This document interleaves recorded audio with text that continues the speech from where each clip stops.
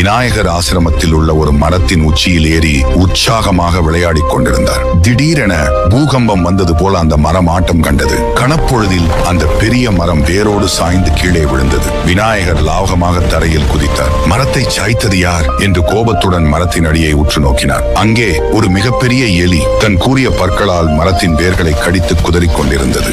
ஆசிரமத்தின் அழகிய மரத்தை சாய்த்த அந்த எலியின் செயல் விநாயகருக்கு கடும் கோபத்தை உண்டாக்கியது. அந்த எலியை தண்டிக்க முடிவெடுத்த விநாயகர் தன் கையில் இருந்த பரசு எனும் ஆயுதத்தை அதை நோக்கி ஏவினார். ஆயுதத்தின் ஒளி கண்டு மிரண்டு போன அந்த எலி உயிருக்கு பயந்து வளைக்குள் புகுந்து ஓடத் தொடங்கியது. ஆனால் விநாயகரின் ஆயுதம் விடுமா?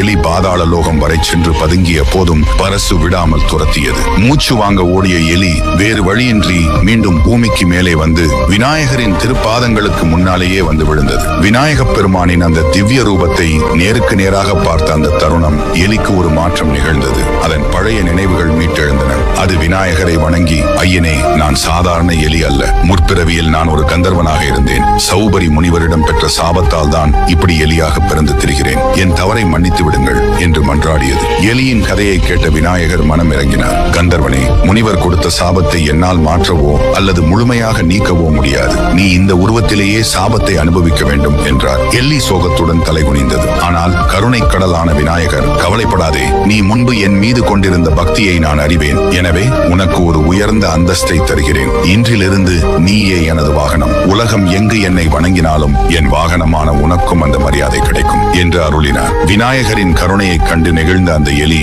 அவரை வணங்கி துதித்தது. அன்றிலிருந்து விநாயகரின் மூஷிக வாகனன் ஆனார். உங்களுக்கு விநாயகரை பிடிக்கும் என்றால் ஒரு லைக் செய்து ஓம் கம் கணபதியே நமः என்று கமெண்ட் செய்யுங்கள்.